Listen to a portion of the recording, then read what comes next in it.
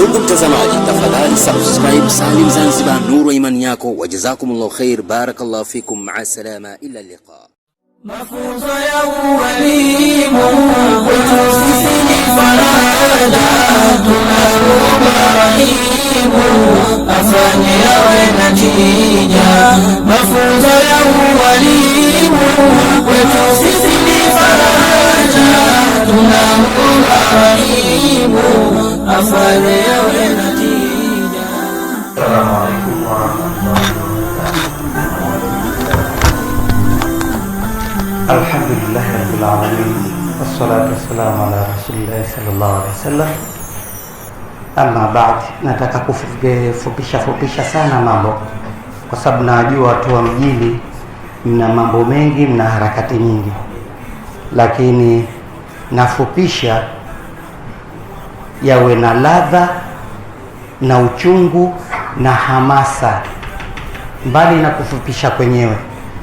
Lakini kiongozi mzuri ni yule ambaye anawapa watu nafasi ya kuweza kutoa hisia zao na kuzungumza kabla yeye mwenyewe kuzungumza neno la mwisho. Manake kiongozi anapozungumza cha mwisho, basi ndio kinakuwa kinafungia na ndio nidhamu nzuri katika kuongoza watu. Alhamdulillahi rabbil alamin. Baada ya kumshukuru Mwenyezi Mungu na kumtakia ziada za heri Bwana Mtume Muhammad sallallahu alaihi wasallam, kwa wale ambao hawanijui kamili, jina langu naitwa Abasi Shaha Bakari, ambaye ni mwenyekiti wa jumuiya hii. Ningependa nitoe historia fupi mno ya hii jumuiya ilianzaje, ili muweze kupata highlight. Halafu kwa mbele tutaona nini ambacho kipo. Jumuiya hii imeanza pale ambapo mchakato wa ofisi ya Mufti Mkuu Zanzibar, baada ya kuwa katika jamii walimu tayari walikuwa wameshakuwa na jina baya kwenye jamii ya watu wa Zanzibar. Kwa hiyo ofisi ilikaa na kutafakari na watu wenye upeo kuweza kuwasaidia walimu kutoka katika mazingira yale. Ikaonekana ili kuweza kuwadhibiti na kuweza kuwajua walimu halisa wa vyuo vya Qur'ani, inabidi tuwakushanye, tuwasomeshe, tuwape ethics za walimu. Pengine kwa sababu ule utamaduni ukesha kuhitimu, mazali ushajua Qur'ani, nisaidie, hatima yake unakuwa mwalimu, ndo mwalimu. Lakini kumbe kuna utaratibu wa kuwa na nidhamu ya ile kazi ya ualimu, ethics za ualimu, kama ambavyo wanapewa wataalamu wengine, walimu wa skuli, madaktari, mainjinia. Kwa hiyo na wao wakaona inayokosekana nidhamu katika hili, basi ni walimu kuwa hawajui hii mipango. Kwa hiyo walitwita, wakaanza kutupa mafunzo. Ofisi ya Mufti Mkuu wa Zanzibar, tunamshukuru sana Sheikh Saleh Kadi, katibu mtendaji, na wafanyakazi wengine ofisi ya Mufti waliofikiria hili.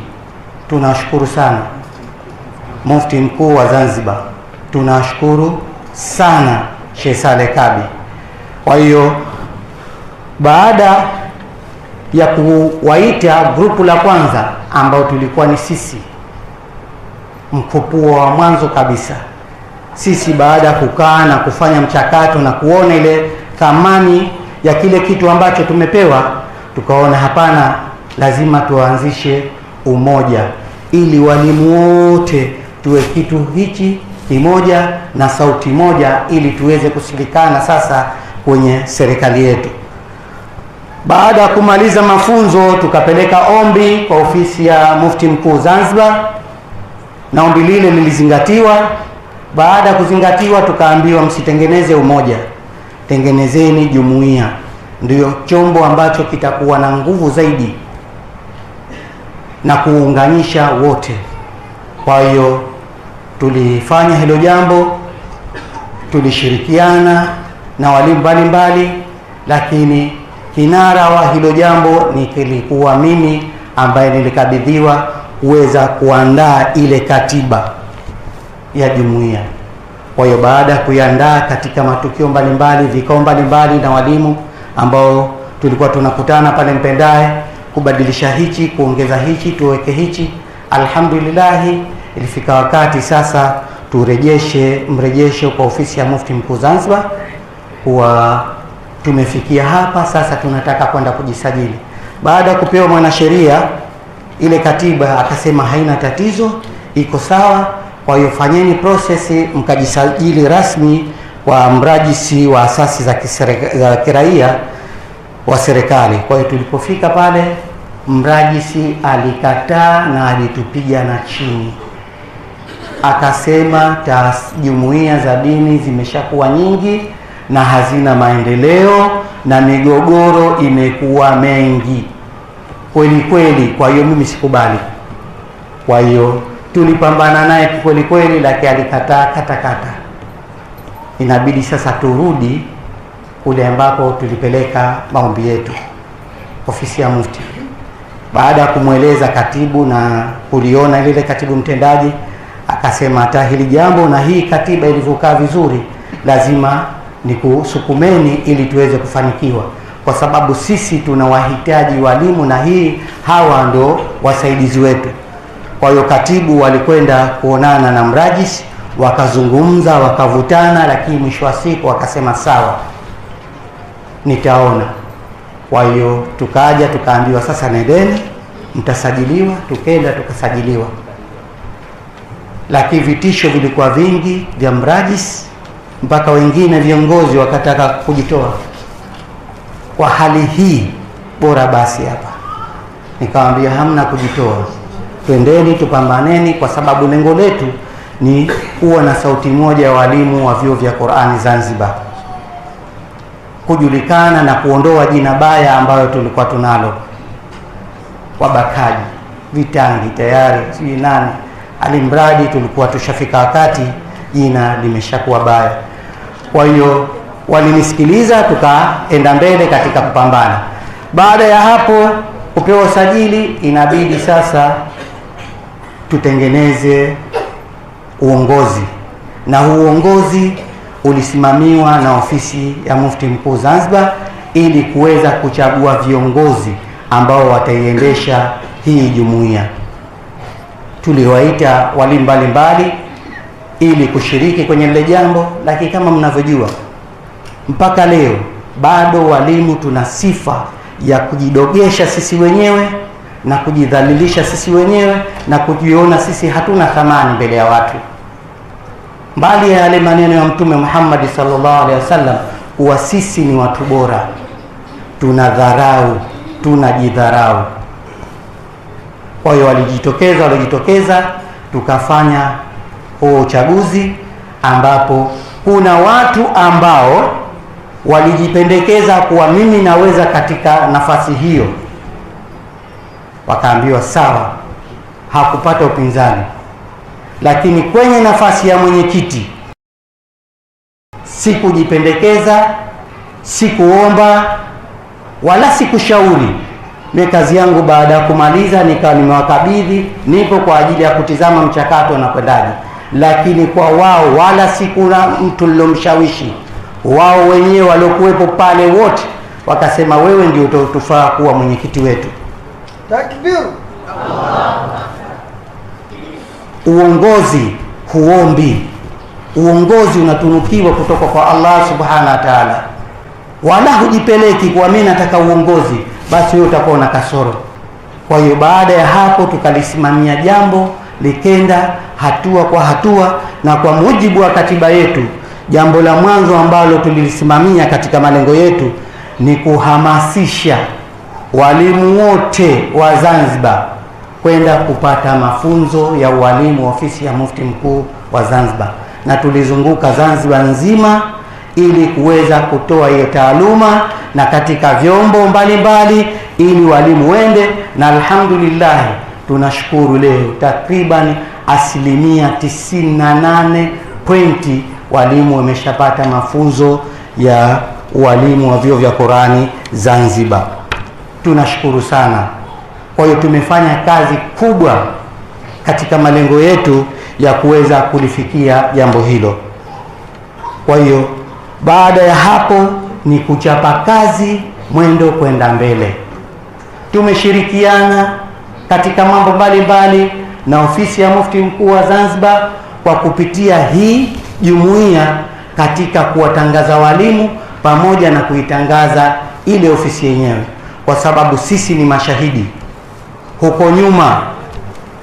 Huko nyuma event yoyote ya kiserikali ambapo wataitwa watu wa dini wanahesabika. Walimu walikuwa hawendi, wala watu wengine wa dini hawendi, hawashiriki. Lakini sasa je, event yoyote inayoitwa na serikali kuhusu habari ya dini, mnaona watu wanavyoripuka? Walimu wanajaza kiasi gani katika hizo kundi? Kwa hiyo ofisi ilifarijika kwa yale malengo na azma ya kuwakushanya, na tunapokuwa na jambo letu tunaweza kuwapata walimu wetu, kwa sababu ofisi ya Mufti Mkuu wa Zanzibar ni mlezi wa Waislamu wote, ukiwa uko kwenye jumuiya, ikiwa si kwenye jumuiya, alimradi mlezi wetu ni yule. Kwa hiyo alhamdulillah, jambo limekuwa limefana na limekuwa faraja kubwa, mpaka imefika wakati wanauliza watu waliokuwa hawajui, wale viongozi wako, ili kuwaje sasa hivi kwenye hizi taratibu tunapata watu namna hii? Basi jibu lilotoka, kuna jumuiya ya kuendeleza walimu ya vyuo vya Qur'ani ndio wanawakushanya walimu wote hao. Maana wanashangaa, zamani alikuwa hakuna hivi, leo yani tunafarijika. Kwa hiyo ni hatua kubwa kabisa tuliopiga. Kwa hiyo hiyo ni historia fupi mno ya jumuiya jinsi ilivyo. Sasa nini maana ya jumuiya? Jumuiya ni kikundi cha watu au watu waliojikubalisha kwa pamoja, wakawa na malengo yao ili kuweza kuisaidia jamii pamoja na wenyewe katika mambo yao. Hii ni jumuiya. Kwa hiyo sisi tulitengeneza malengo kwa ajili ya walimu, tukafikia hapa. Salim Zanzibar, nuru ya imani yako, wajazakumullahu khairan.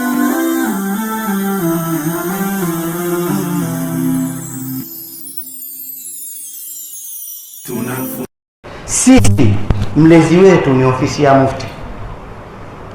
Ikiwa kuna jambo lolote wanalihitaji kupitia kwetu kwenye jumuiya, watatuomba na sisi tutatekeleza kwa roho safi kabisa. Ndio tunavyofanya ukiwa na chochote kile, ikiwa cha kugushanya pamoja, ikiwa cha neema, ikiwa chochote, tunashiriki na tunaunga mkono moja kwa moja, kwa sababu yule ni mlezi wetu. Lakini kama jumuiya ina mambo yake, tukiletewa ofisini tunatekeleza, lakini kama jumuiya ina mipango yake na mambo yake, haya hayaingiliani na swala la ofisi. Kwa hiyo sisi tuna mipango yetu, tuna taratibu zetu kupitia katiba. Kwa hiyo mfahamu, usifikirie kuwa jumuiya ile ndio ofisi ya Mufti. Jumuiya za dini ziko nyingi, lakini hii ina sifa ya kipekee. Hii inasajili wale ambao wamepata mafunzo tu. Ukiwa mwalimu hujapata mafunzo, basi jumuiya hii haikuhusu. Kwanza ni kwa ajili ya waliopata mafunzo tu, kwa sababu wana sensa yao, wana jambo lao serikali, ili wakilitaka inakuwa rahisi. Jumuiya tuleteni watu 20, huku ndo anakopatikana. Kuna mtaala ambao tayari umetengenezwa.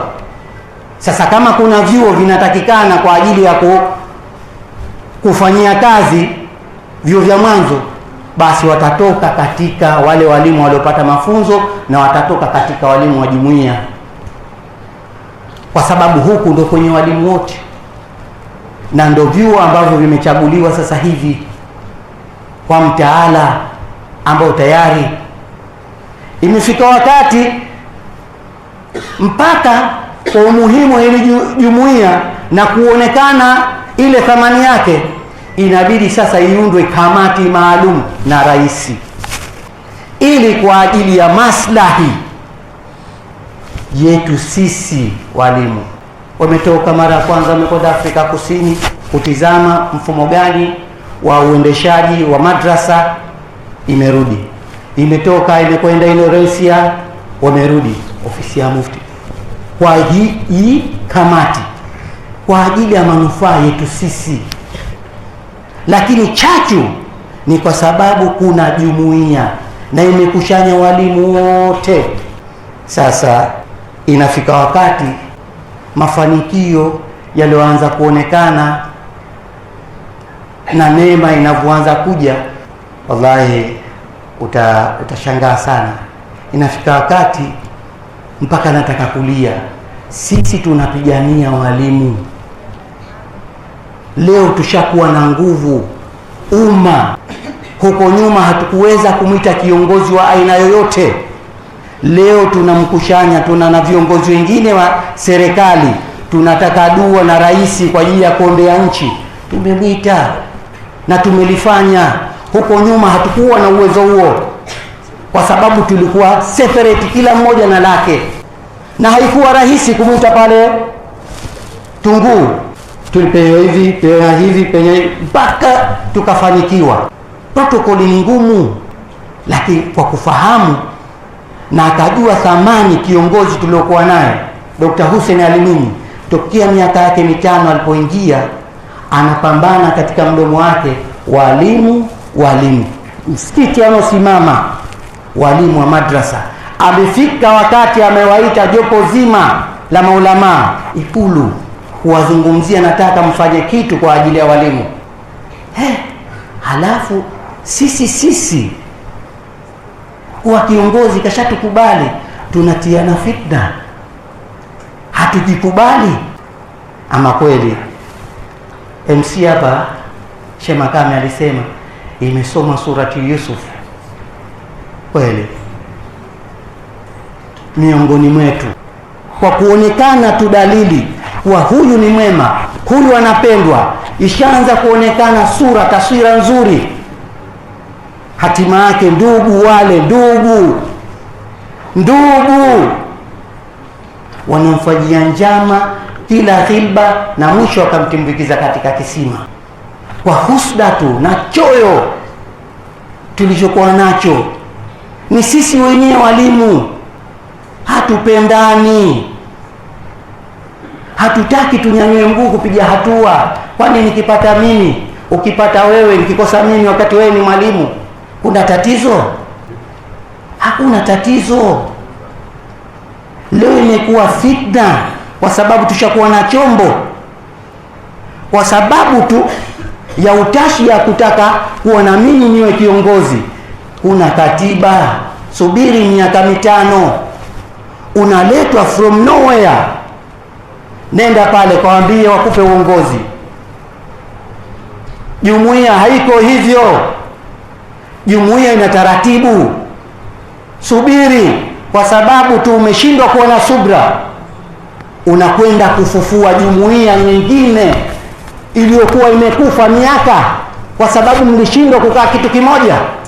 Leo kwa sababu tupo pamoja, unaona tunaelekea. Kaka wewe, sijui kaka wa aina gani, ni yule ambao ulimtumbukiza Yusuf katika kisima. Unakwenda kuanzisha nyingine, unakwenda kule, unaomba tena uruhusiwe kufanya kazi kama wanavyofanya hawa. Umekopi katiba ile, umefanya vile ili na wewe wema ulete ushindani. Sisi hatushindani na mtu, sisi tunakwenda na katiba yetu. Ofisi wakitutumia tutatumika, wakiwa hatutumii tutafanya shughuli zetu. Viongozi miongoni mwetu, wallahi inasikitisha, tumeunda kamati ya pamoja kama tuna ugomvi, eti kwa sababu tu ya utashi wako nafika nyumba kubwa Ikulu, kwa sababu wewe ni una cheo, unafika huko unakwenda kusema wewe mwalimu wa madrasa, unakuwa fitna, unasema kuwa sisi tunagombana baina ya jumuiya mbili. Tumegombana lini? Na wakati tumeunda Baada ya kuonekana hili, ofisi ikaunda kamati ya pamoja baada ya fitna zote hizo, na sisi tulinyamaza kimya. Kamati ya pamoja tuloratibu kukutana na dua ya rais, ikaundwa rasmi hiyo jumuiya nyingine iliyoanzishwa juu kwa juu, na sisi tukafanya kazi. Hakuna mvutano, tuna kazi kwa pamoja, tunaratibu mambo. Wewe kwa sababu unafika kwenye nyumba kubwa, unakwenda unasema wale timu mbili, kwa hiyo wanavutana, kwa hiyo zivunje zile, ziondole mbalini. Je, mko tayari jumuiya sasa hivi kuvunjwa? Wewe mwalimu wa aina gani wewe?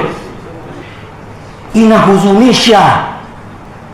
Na wengine baada ya hivyo, wallahi nasikitisha, tumeunda kamati ya viongozi wa mikupuo wote, ili kila mkupuo kuna amiri, zile taarifa ziwafike wale walimu kwa maamiri wao na magrupu yao.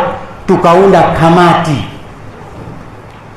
na huyo alioanzisha jumuiya nyingine ni mwanachama wa hii jumuiya, ni mwanachama wa jumuiya, na bado tukampa ni katibu wa kamati ya viongozi wote wa mikupuo. Tuna ugomvi sisi? Tumethamini kwa yeye ni mwalimu na ana uwezo, lakini hatima yake mvurugano, majungu nini. Mimi sipendi mkaniona katika grupu kuongea wala pahali popote, kwa sababu ni kiongozi. Hayo yote yanopita mimi kimya, namwelekeza tu katibu mtendaji, fanya hivi, fanya hivi. Haipendezi. Hatima yake pia ile kamati kwa utashi tu wa nafasi watu waliokuwa nazo, kamati ile pigwa kupua, kuna kamati maalumu, kuna kamati maalumu. Sasa ile kamati ile haitakikani tena, na imeundwa na wakubwa, hiyo kamati ya mwanzo, na tukaridhia. Salim Zanzibar, nuru ya imani yako, wajazakumullahu khairan, barakallahu fikum, wa ila liqai, ma'a salama. Lakini hatutaki fitna za huko mkazileta huku. Tuna mambo yetu, fanyeni mambo yenu. Na hao pia ni wanachama wanotumika hivyo. Halafu hayo huko wanayachukua, wanayarusha, wanasema pengine ni ya jumuiya, wameagizwa huko ya jumuiya, atatolewa na katibu mtendaji. Msijenge fitna Waislamu. Fitna shaddu min al-qatli, mbaya sisi kwa sisi. Imani gani uliokuwa nayo?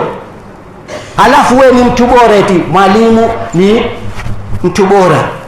Ubora wako uko wapi? Unawabomoa waliokuwa wengi, wana njaa, wana tamaa ya kitu. Sasa hivi wanaona mwanga ule pale, mnakwenda mnatumika. Tafadhali like, tafadhali subscribe channel yetu. Na kuombeni sana walimu, kuweni makini na haya mambo yanaendelea. Kuna figisu, kuna propaganda kuwa jumuiya inavunjwa, jumuiya inaunganishwa. Hakuna kitu hicho kwa mujibu wa katiba, hakuna. Usisahau kusubscribe channel yetu. Usisahau kusubscribe channel yetu. Usisahau kusubscribe channel yetu.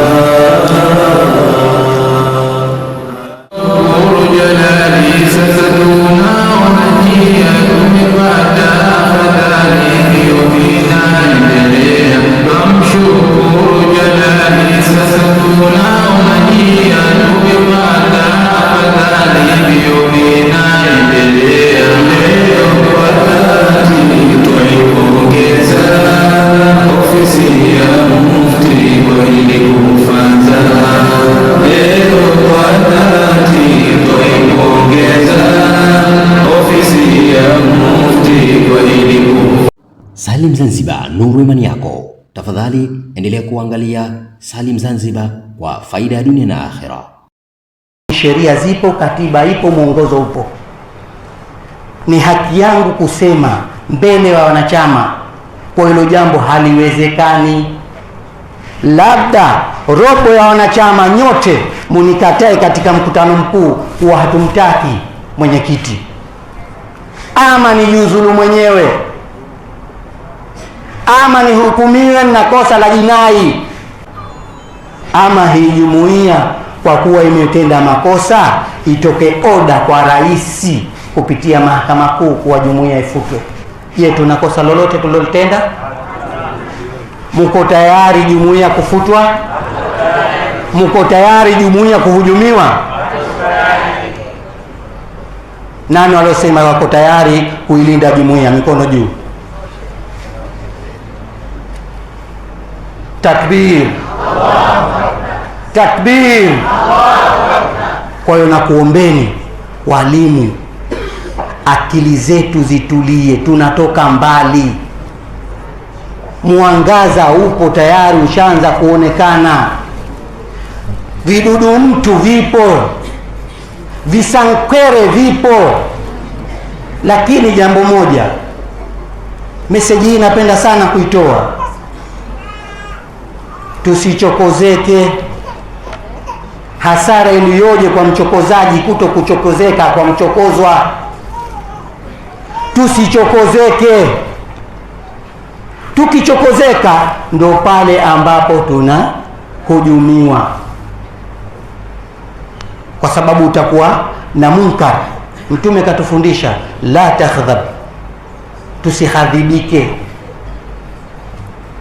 Ili ufanikiwe, hadhabu ziweke nyuma. Cheka nini, nenda na yako, mpuuze. Fa'arif, uze mbali, enda na zako. Mtume ingeshindwa kuitetea hii dini kwa jinsi alivyokuwa anachokozwa, ekewa kinyesi, miba, nani na wengine niweze family, wazee wengine mule wanafiki, na wamesema kwa sisi Waislamu wanatoa hapa wanapeleka hapa, na sisi tujue hilo. Mna viongozi humu wako hivyo, kuna wanachama wako hivyo, tujue vya kuishi nao. Hii message sent, hii message nakwambieni sent. Sawa, isha delivery basi. Jazakallahu khaira, mashallah. Sheikh Idi Bwangabwa, jazakallahu khaira. Wewe hauna shida, jazakallahu khaira. Takbir.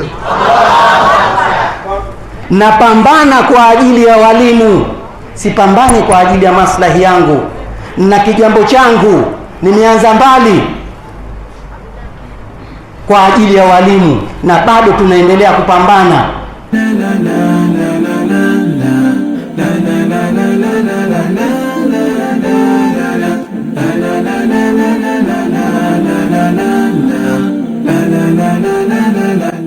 Lakini sisi wenyewe tuko tayari?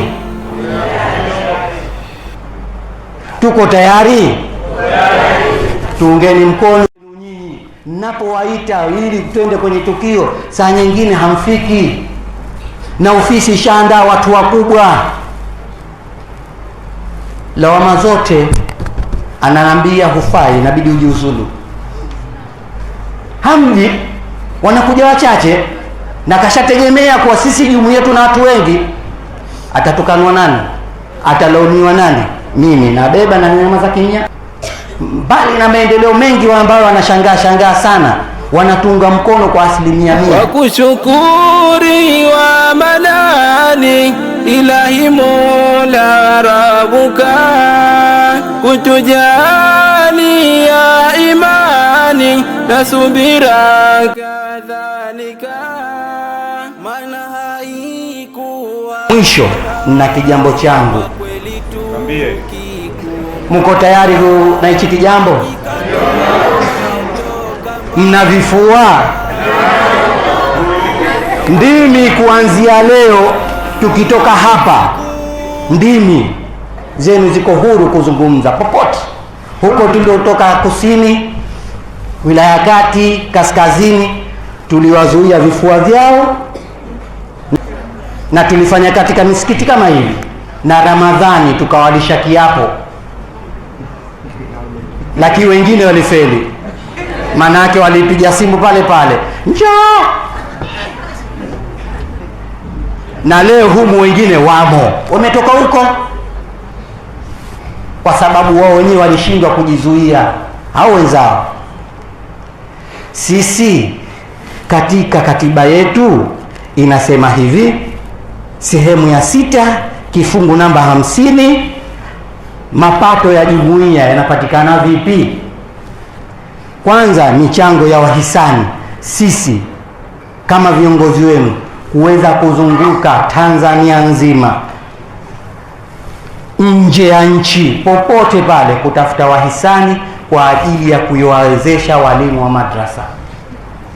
La kwanza hilo. Na mimi wakati watu wanafanya uhakiki huku, mimi sikuonekana, maana mimi siko nyuma, nilikuwa niko katika mihangaiko huko Arusha, Mwanza, wapi takriban wiki 3-4 niko katika mizunguko huko. Na huko jumuiya imefika Tanzania bara, jumuiya imefika, na wanataka wakati tukawapelekee mafunzo vipi tumeweza kufanikiwa.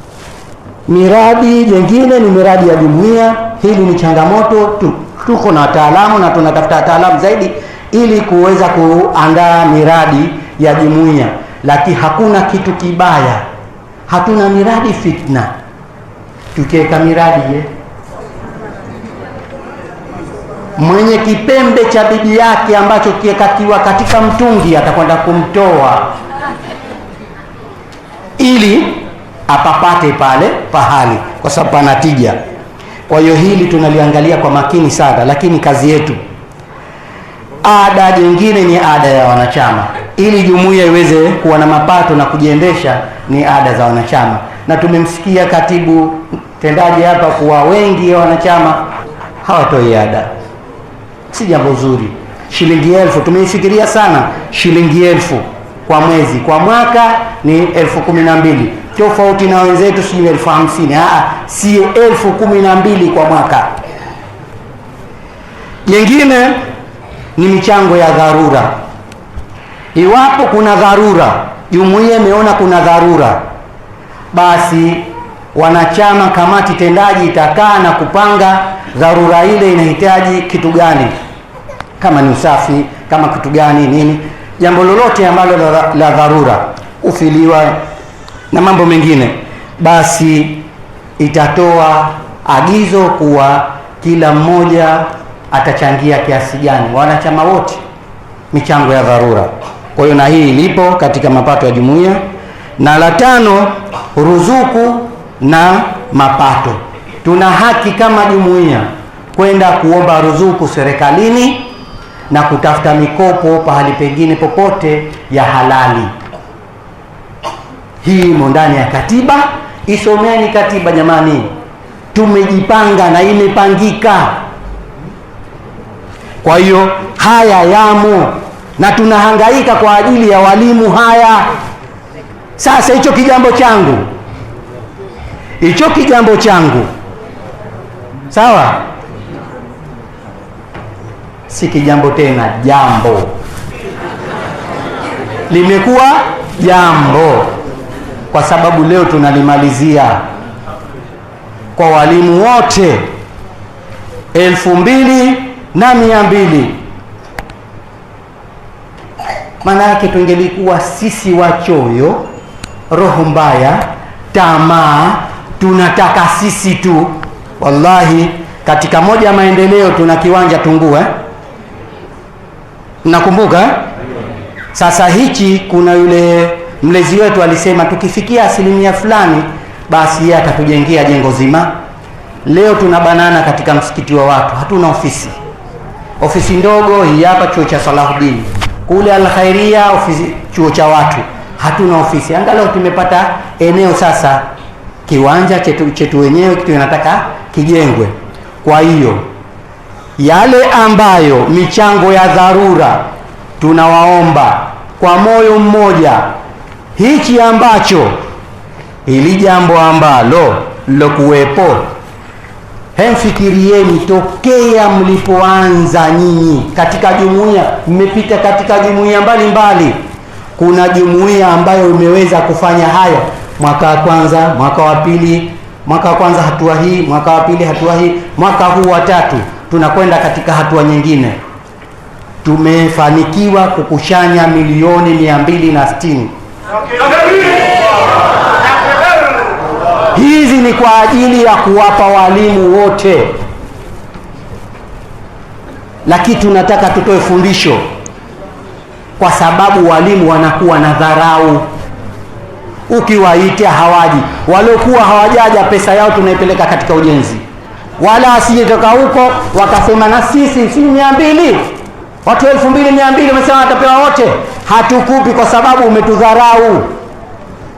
Hii itakuwa fundisho kwa mwakani, na hatutofikia hapa tu. Kila mwalimu leo hii atapata 100,000, na katika 100,000 hiyo ndo ule mchango wa dharura kwa ajili ya kiwanja chetu. Tutakushanya kwa walimu wote hao pesa zote hizo, ikiwa watatoa kila mmoja 5,000, milioni 11, ambayo katika ujenzi ambao tunatakikana tuchangie 1%, ambayo tunatakikana tutoe milioni 10. Leo tumezipata katika njia rahisi. Mko tayari kuzitoa? Mko tayari kutoa 5,500? Manake hizi pengelikuwa sisi tunataka tutoe milioni 50 tuendelee na ujenzi, pengetoa tu mara moja tukaziweka 50 hizi, tutakwenda na ujenzi. Zilobakia mkipata 20 30 ya mle. Lakini tunawathamini kazi ngumu ambazo mlokuwa nazo walimu, na hali ngumu mnokabiliana nayo. Wazee wenyewe kulipa kwenyewe ndo hivyo. Kwa hiyo inshallah kutakuwa na utaratibu. Ndiyo maana katibu akasema msitumiane message, usimpigie mtu simu, kwa sababu washamba waliokuwa hawajapata atakuja. Leo tunayo taarifa watu wadunga wapo hapa, kwa sababu wamepeana habari, wapo hapa watu wadunga, sawa. Kwa hiyo tunataka tutoe fundisho, alafu mkae huko mseme jumuiya hatuletee maendeleo. Kuna jumuiya iliyowahi kuiteni walimu pesa namna hiyo, alafu kila mmoja akapata kiasi hicho? Sasa mnataka tukufanyie nini? Tunakuombeni mtuunge mkono, tusimamie, na Mungu atupe imani katika yale ambayo tunasimamia katika walimu. Tunafunga milango yote. Nilisema simu zikwendege jamani. Tunafunga kuanzia sasa hivi, tunafunga milango yote aliyokuwa ndani. Mwenye macho naone hii serikali yetu kwenye awamu ya 8, pia naye mufti wetu juhudi zake tuone, nasi wajibu wetu pamoja tushikamane. Ndugu mtazamaji, tafadhali subscribe Salim Zanzibar, nuru ya imani yako. Wajazakumullahu khair, barakallahu fikum, maa salama, ila liqa.